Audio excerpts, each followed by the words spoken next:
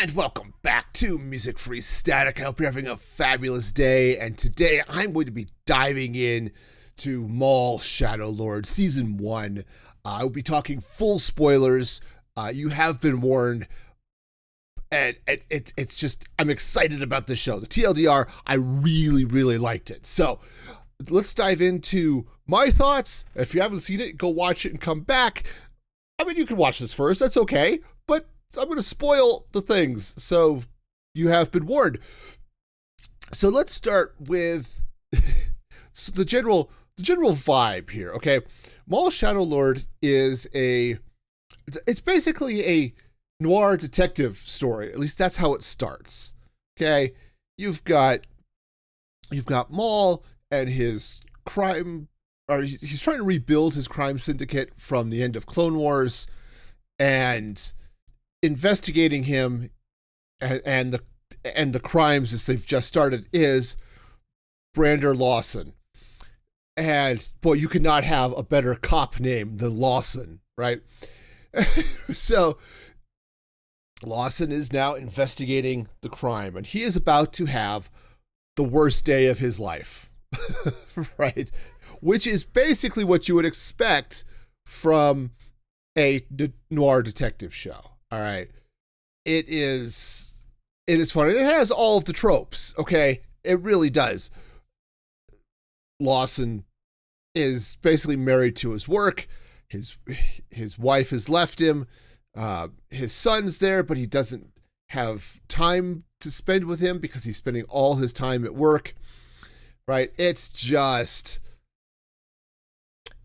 right, that sort of setup. But it is so very cool. Now, let's back up a little bit and give you the setup, okay? For those of you who are not aware of the history of Maul, right? This was Darth Maul from the Phantom Menace, right? Yeah, the dude who got cut in half. Yep, that guy. They resurrected him in the Clone Wars, which, how that happened was weird, okay? They still kind of just force wave away the fact that he was able to survive without his lower half. You know, he used his anger to basically keep himself alive through the Force. Yeah, okay. So there's some really great storylines with Maul going through the Clone Wars, okay? The last 8 episodes of Season 7, basically the last 8 episodes of the Clone Wars. Actually, it's not the last 8. The last 4 is Maul. He's taken control of Mandalore. He did a while back because, you know, he'd seized the government. He unified a number of the crime syndicates under his own leadership. And now you've got a group of Mandalorians led by Bo-Katan Kryze, who wants to get him out. And they recruit Ahsoka with the help, eventually, of the Republic to evict him. Okay. And they do. Okay. Long story short, they do. The storyline is amazing. Definitely worth watching. Anyway, Maul escapes through all of that, through the chaos of Order 66 and with Ahsoka's help, actually, which is kind of fun. All right, so here we are. We're picking up, I think they said it's maybe about a year after Order 66, something like that. And that brings us into Shadow Lord. Okay. Maul he's trying to rebuild his syndicate, trying to rebuild the power that he lost after he got evicted from Mandalore. And most of the syndicates turned their backs on him, right? So he's now basically starting his revenge tour, which you would sort of expect from a former Sith Lord. So he's got his crew. He's got a handful of Mandalorians who are still loyal to him. He's got a couple of what are they? Zabrak? They're the same species as Maul that hang out with him, and they are doing crime. Yeah, so this is where it starts. Okay, Now, Lawson is a detective who when they get news of the robbery, he goes to investigate because he's the cop. He drew the short straw, and that's what's going on. And he gets pulled into a problem that is just way beyond his skills. Not to say he's a bad cop or anything. It's just he's dealing with a former Dark Lord of the Sith. There's the crime syndicates are on the planet are doing their thing, and things start going south for him in a hurry. And honestly, part of that is because of his partner. Now, Lawson's partner is a droid they call Two Boots. I forgot what his designation was, but Two Boots is one of many police droids that they have. But when Boots finds out about Maul, his programming and protocol say, this is too big for us. We need to call for help. And what help means in this day and age for Two Boots is the Empire. Okay. Previously it would have been the Republic. Now it's the Empire. Lawson doesn't want to do that because he knows if the Empire shows up, they're going to take over the planet, or at least the city. Okay. Boots doesn't understand this. So eventually when he does call the Empire, things get even worse. All right. Now, to add some complication to this whole story, because you have to. No, honestly, it's great. Stuck on this planet is a Jedi Master Daki and his Padawan Devon. Now, apparently they were. I don't know that their full story. They explain a little bit. They were just passing through the planet, and they got kind of stuck. So I think what happened is they were there. Order 66 happens, and now they're stuck there. Okay, that's kind of how I took it. That may not quite be right. They may have been fleeing Order 66 and ended up on Janix. It's a little fuzzy, but whatever it is, they're stuck. Now, Daki, he is a Jedi Master. He's very soft-spoken, very much the Jedi way. Okay. But his Padawan is interesting. Okay. So Devon is a Twi'lek, and she's young, but old enough to know better. Okay, right? She's probably in that 18-year-old range. Okay, she's not like Ahsoka was at the beginning of Clone Wars. She's now basically adult. Okay, probably if Order 66 had not happened, she's probably fairly close to going through the trials and becoming a Jedi Knight in her own right. Okay. So she might be a couple of years away from that, but she's not like a decade away, right? She's getting up there. It's understandable. I totally see why a lot of the discourse on the internet is like, oh, well, she's just another version of Ahsoka. Okay. And that's just people who are blind or don't want to look beyond the surface. Okay.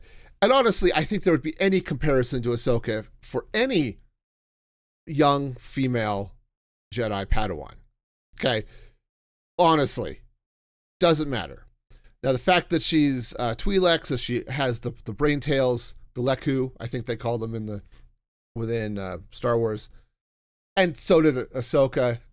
Maybe. But I think what's going on here, George Lucas, when he had some of his plans for the sequel trilogy before he decided to sell to Disney, included Darth Maul being the main villain of that trilogy, which I think would have been kind of cool. And an apprentice who I think they call Darth Talon. if I'm remembering correctly, who was a female Twi'lek. So I think they're coming from that basis. Okay.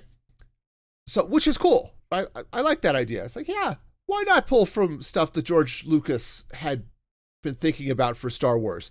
If anybody would know anything about Star Wars, it would be George freaking Lucas. Okay. But you get beyond the surface level. It's like, oh yeah, young woman. Leku. Obviously, she's just a rebrand of Ahsoka. No. Okay. Devon is a little bit more intense than Ahsoka. Ahsoka, she was always bright and bubbly and cheerful. And then even when she got older, she was very much the Jedi ideal in a lot of ways. Okay. While she was still learning, she was very calm in her approach. She was very, very chill in a lot of ways. When she had to go into action, she did. But when she was not, she was pretty level, okay? Devon is not that. She has an intensity about her. And all credit to the animation for being able to pull that out through just through looks on her face and things like that, okay? But Devon's frustrated, right? They've been hiding. They're hungry. They're beggars, right? Yeah, she wants to not be hungry. She wants to be able to use her powers to do something, either to help overthrow the Empire, to just ease her own suffering, right? She hates that she's stuck, not able to do anything, right? She has power and she can't use it, and she's suffering because of her power, and it's frustrating for her, okay? And it's okay. So yeah, definitely, she's not the Teemu Ahsoka, right? She's not. She is her own character, and is an interesting one, I think. And I think, by design, she and Maul are the most interesting characters in the show. But yeah, it's fun. So let's talk sort of the overall story here, because that'll start to frame out some of the interesting character things that I really like in the show. We already talked about Maul is trying to rebuild his criminal empire. So he's arranged for two of the local crime bosses to fight, and then he teams up with the winner and is starting to work through what was his name? Ludi Vario, who is sort of the comic relief in a lot of ways. A fun character, definitely the comic relief. But he starts working through Vario to connect with the Pikes and eventually take over the Pike syndicates and their spice operations, all that fun stuff. Okay. Well, while this is all going on, Lawson and Two Boots are investigating the crimes, trying to catch Maul. And as they're doing so, they run into Taki. Actually, they run into Devon. Because Devon, she's trying to steal some food, right? Because she's hungry. And Devon gets arrested. And Daki's like, look, go with them. You'll be out in a couple of days. Don't worry about it. Just keep it chill. Keep it hidden. Don't worry. Well, while she's in prison, Maul breaks in to free Vario, who got picked up by Lawson as he's investigating these crimes. And Maul finds her and realizes that she is the apprentice he has been looking for. Right, so now there you get that link, right? So you get that thing going on. Lawson, while he was trying to stop Maul, runs into Daki. Okay, Devon's in prison. Runs into Daki, who's he's not trying to help, but basically the party comes to him and he can't help but try to save some people who are on a bridge that Maul tries to destroy. I can't remember if Maul pulled it down or they shot it and it started to fall, something. But Daki uses the Force to try to hold it up long enough for people to get off the bridge. Okay. And then eventually things start to go. But when Maul breaks Vario out of prison, he also breaks Devon out. And that leads to the beginnings of to call it a seduction is both putting the wrong spin on it, but it's also the right word, okay? He's not trying to seduce Devon into no, maybe let's put it this way. He's trying to seduce Devon into an apprentice relationship, not a romantic relationship, okay? Don't get silly here. But he's trying to seduce her to the dark side, right? Yoda described the dark side as being quicker, powerful, quicker, faster, and more seductive, I think. Something along those lines. But the idea is that, hey, power corrupts, right? And Maul is trying to tap into Devon's frustration, her anger at not being able to act. And Maul has the same enemy. This is what also, I think, helps bring Devon around. Maul's enemy is Darth Sidious, right? Emperor Palpatine. Maul's enemy is Devon's enemy as well. It is in some ways maybe her thinking that, oh, the enemy of my enemy is my friend. That's not necessarily true. But here's a guy who wants to stop the Empire, which she thinks is a laudable goal. And he's saying the same things that she's been saying, right? She's been voicing her frustration at not being able to act to stop the Empire. She's been frustrated that she can't act to stop Maul, right? Because Daki says, look, we need to stay hidden. It's our only way to survive. And he's right, and he, in a lot of ways, Daki is the shoulder angel.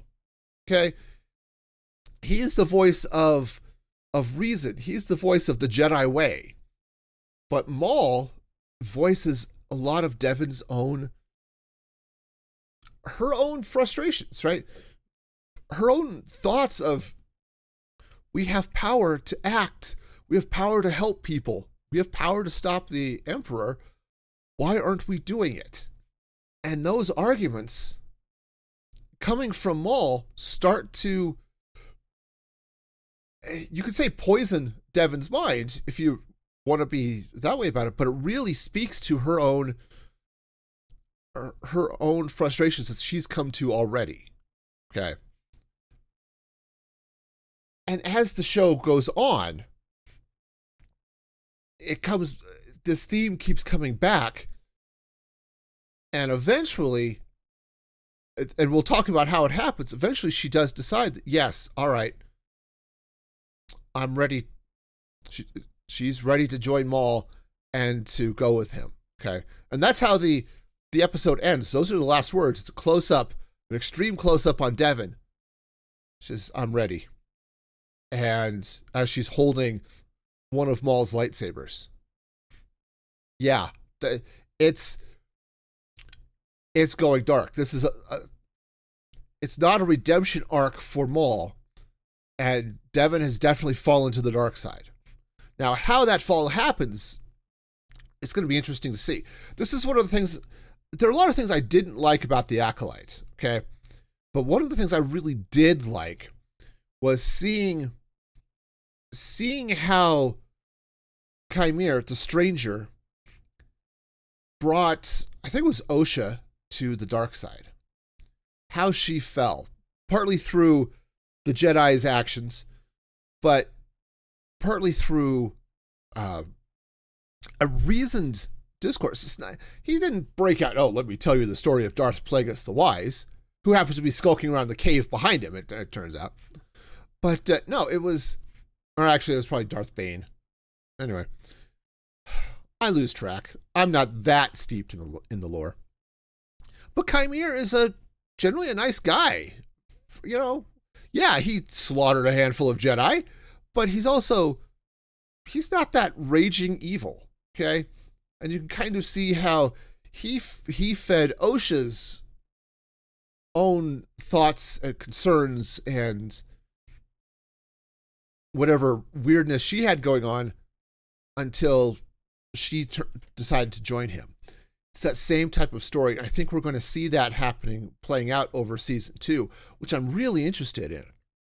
Now, Maul is not going to be dealing with Devon like, oh, I'm really good. Like if you saw Rebels, Maul shows up, and so he's going to survive this series. We know this, but Maul shows up with Ezra. Ezra stumbles into him, and by stumbling, it's like they're sort of drawn to a place. Maul happens to be there. Okay. Well, Maul just sort of disguises himself as a friendly, supportive old man, something along those lines. I don't think we're going to be getting that here. Maul is reasoned, okay?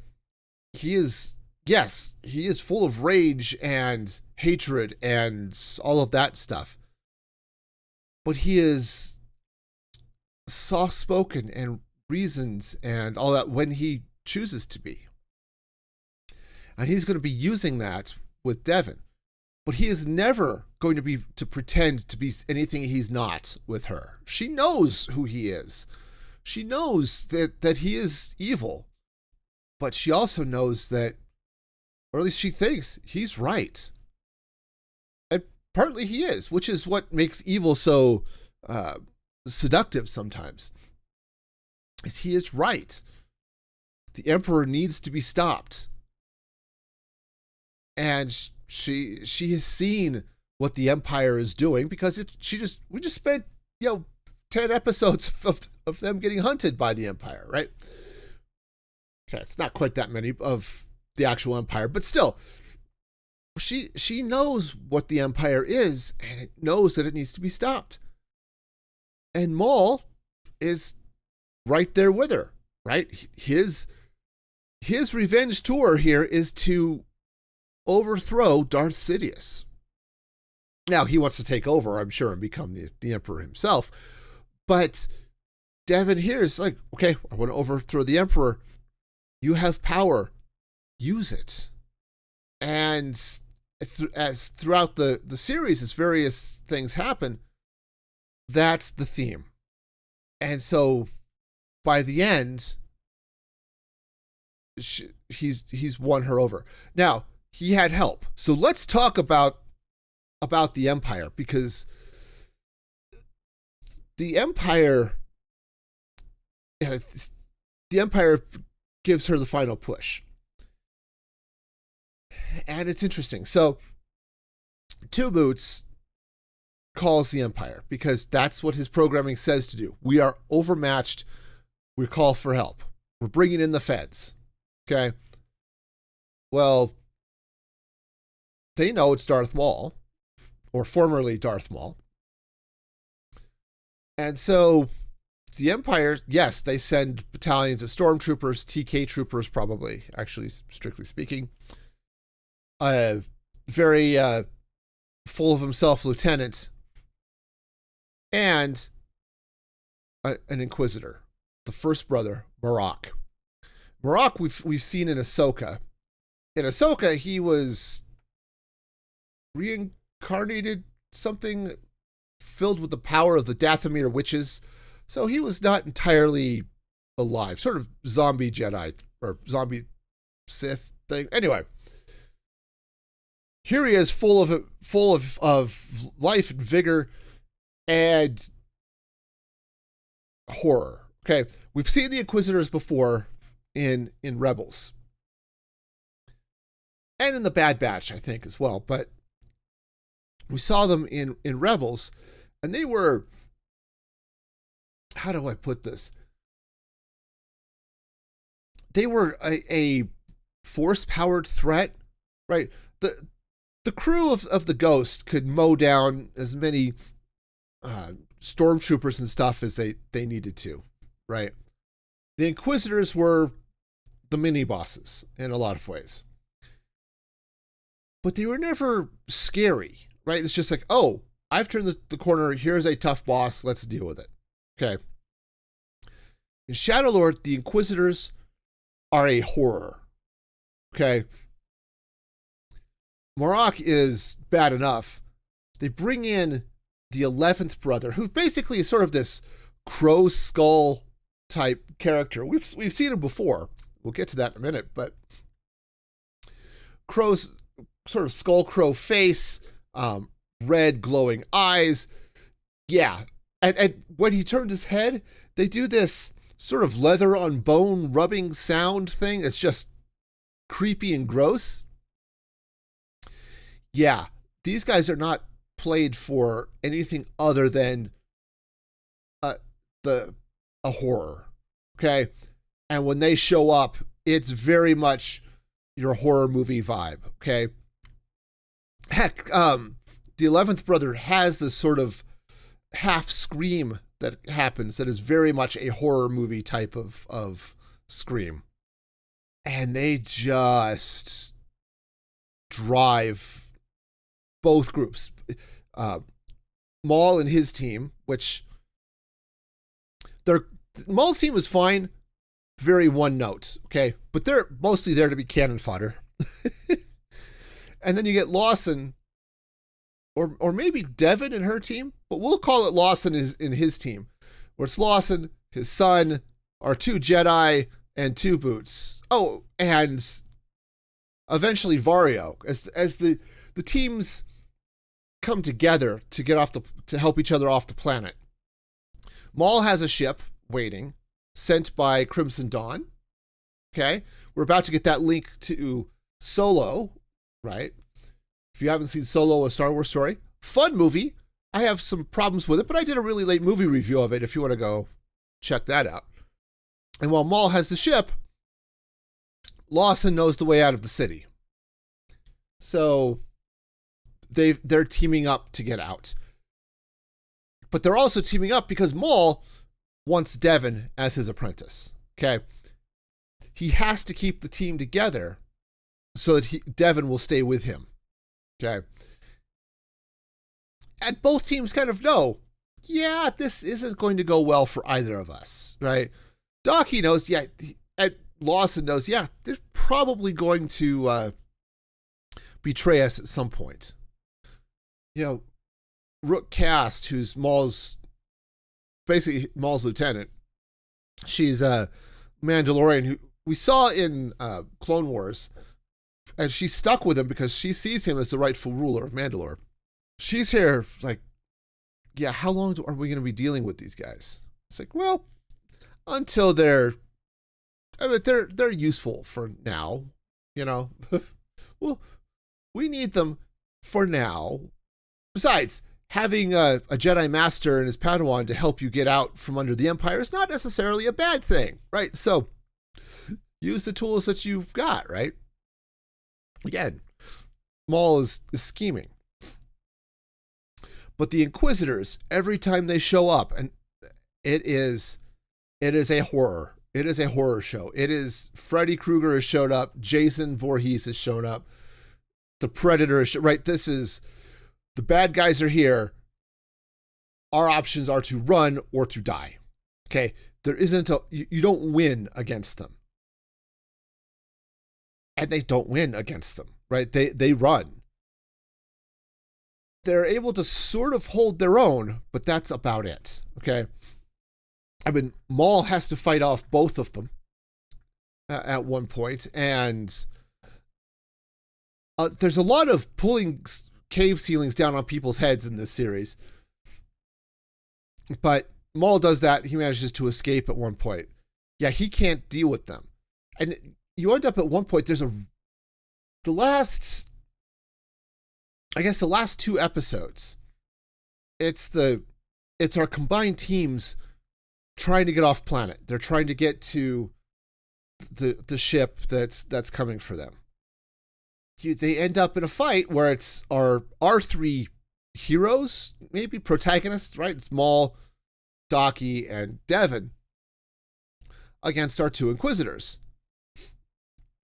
And they can kind of hold their own, but they're not able to actually defeat them. Well, things go from bad to worse because the Inquisitors drive them to somebody else. And that somebody else is Darth Vader. Because, honestly, who else would the Empire send to deal with a former Sith Lord than a Sith Lord? Vader is very much played as the harbinger of doom. He is unstoppable. He's also silent. With the exception of his breathing, right? He says nothing in this series. He is just an unstoppable force. And I thought it was cool, right? So we've had a bunch of lightsaber fights in this show. And it is very much the Clone Wars, Rebels, right? Jedi's in animation, Sith Lords in animation, right? Force users in animation. Jumps, spin moves, fast, frenetic, full power, right? Stuff we've seen even in the prequels, right? Really high energy fights. Darth Vader is not that. He is not a person who is fighting with finesse at this point. He is power and strength, and he uses power and his strength, right? He's not doing flips. He's not, being crazy acrobatic, anything like that. He is, I am stronger than you, and I am just going to unleash upon you. And what we end up seeing is this really great fight. As our team is leaving, everyone who doesn't have a lightsaber is beating feet through the forest, okay? Dodging stormtroopers and doing all sorts of good stuff to try to get to the extraction site. We have our heroes who are now trying to escape, and we have this fight where it's basically a rotating battle. Okay, it starts. The group, our trio has escaped from the Inquisitors, and here comes Vader, who wipes out the last of the Mandalorians.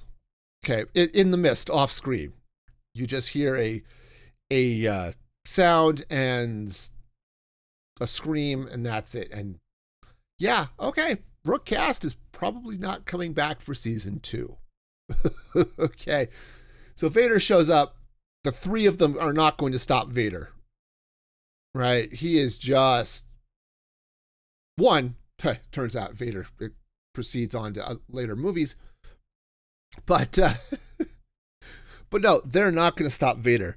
And as they end up fleeing Vader, they end up on this bridge, which is a beautiful environment for this fight. But you end up with Devon, who now ends up facing the two Inquisitors on her own. Now, the show doesn't do the silly thing of, well, Maul couldn't defeat them, but Devon can. She's struggling to hold them off until Docky pulls himself out of the fight with Vader to save her. And what we end up with is sort of this rotating fight. You've got Maul one-on-one with Vader. You get Devon one-on-one with Marok. You've got Docky one-on-one with the 11th brother. And as the fight goes, okay, now Docky rotates in. He's on Vader as Maul turns and deals with one of the Inquisitors, and the fight goes, and now Devon is fighting the 11th brother while Docky is fighting Marok, and then Maul is pretty well focused on Vader, right? But things, right? The battle moves, and people end up just mixed and matched against different opponents until at one point Marok gets thrown off the bridge. Okay, he's out of the fight. Okay, so this is important. Okay, because now we're sort of at a point where Devon can go one-on-one, and that means we can take Maul and Daki, and they can now focus on Vader. And so the fight goes, and most of the last episode is just this running fight, both between our Force users and then Lawson and his team. As the fight progresses, Devon ends up further down the bridge, going into some ruins with the Inquisitor, and we've got our team of Maul and Daki down with Vader. Maul sees what's going on. He gets pushed a little bit out of the fight. So right now, Daki is sort of one-on-one with Vader. And Maul decides, you know what? I see an opportunity here. And he just gives a real subtle force push to Daki to sort of push him towards Vader. Not enough to like blow him off a bridge or something, but enough to say, all right, Daki, you are now one-on-one with Vader, and I am out of here. Unsurprisingly, this does not end well for Daki. And it doesn't end well in a way that Devon sees. She sees Vader's lightsaber going through Daki. She sees her master killed by the Empire. She's not okay with this, right? As a young woman who's already struggling with anger and frustration at not being able to act, her mentor, the guy who's probably been like a father to her for many years, has just been killed. And she taps into her rage and turns on the Inquisitor. Now, I happen to know, because I've watched the Tales of the Force series, that the Inquisitor is going to live through this. Okay. So I knew he wasn't going to be killed, but I also figured that Devon was going to survive this as well. So a little bit of tension's not there. On the other hand, as they're there's a sort of pause in the action. It's like, where is everybody? As a jump scares, Vader force pushes his way through a wall. It's like, yeah, no, I'm out of here. Right. But we end up with Ahsoka, or not Ahsoka, jeez, sorry, I had Ahsoka in my notes right under the 11th brother. I'll talk about why in a minute.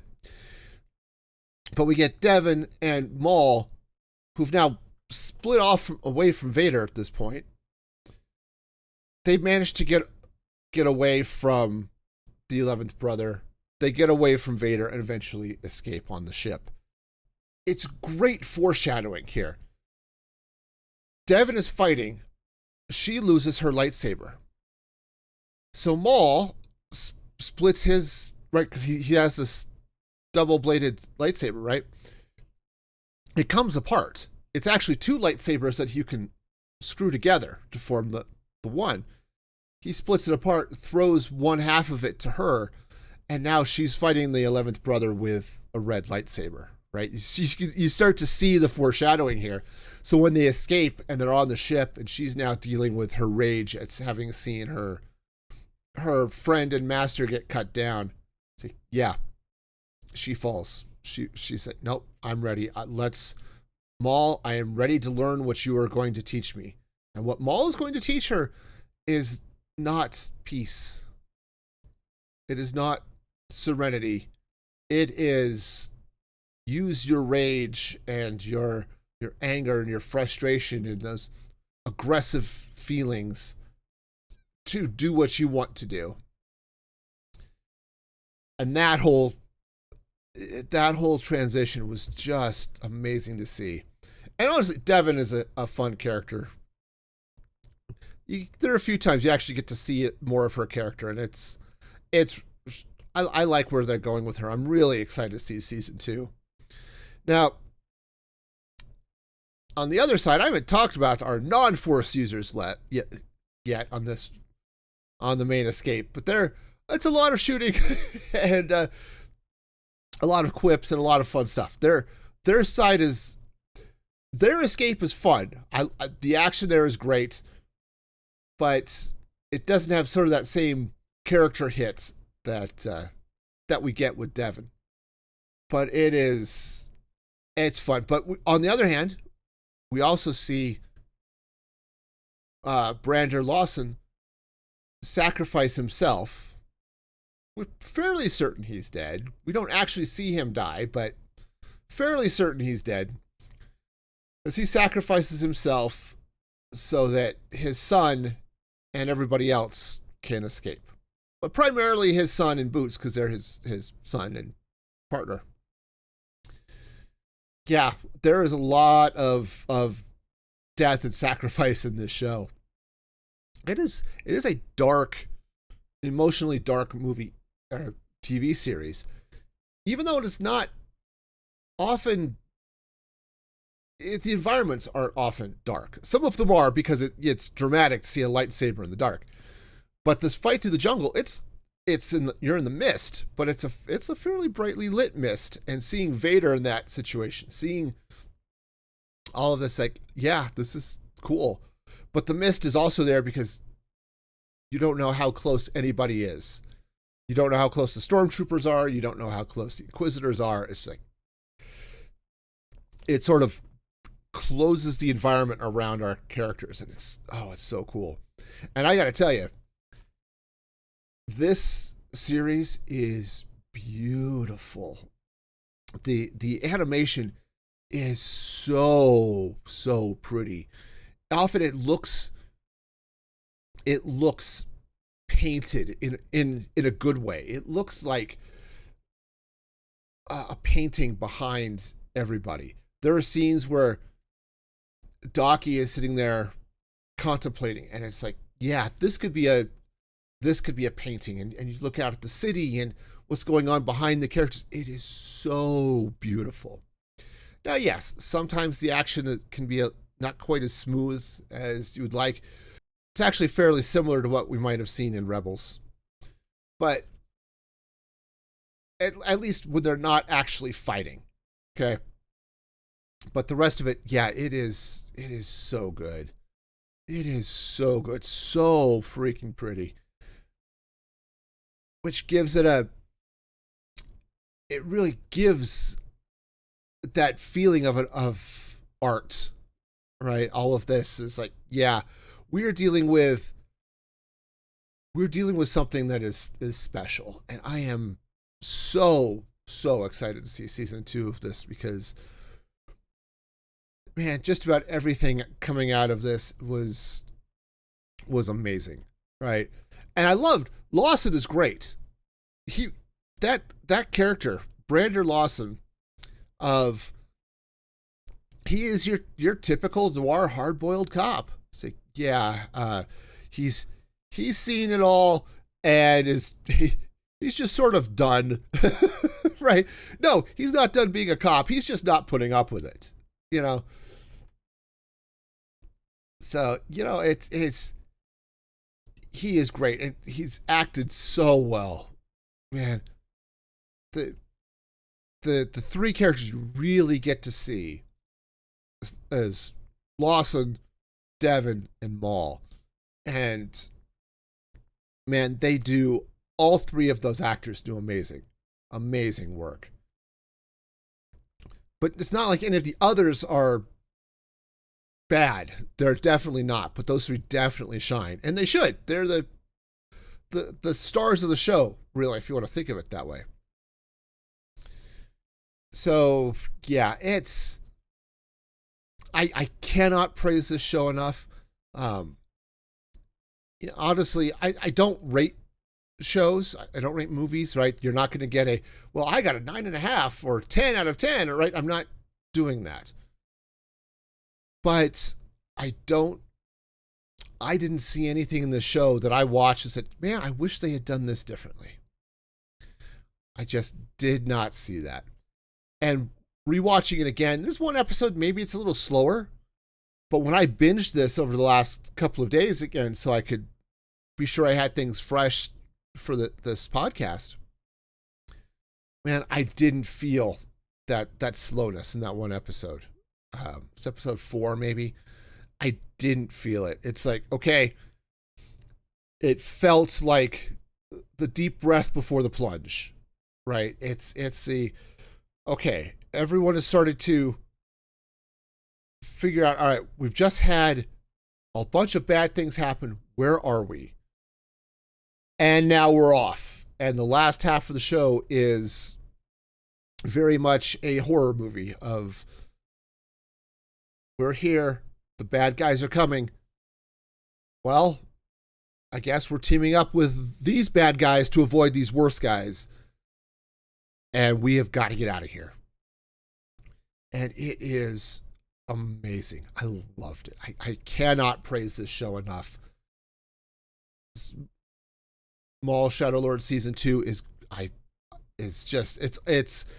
want it tomorrow. I really do. It's like, hey, if I could watch this, on Monday, I'm okay with that. Well, can we go to season 2 now?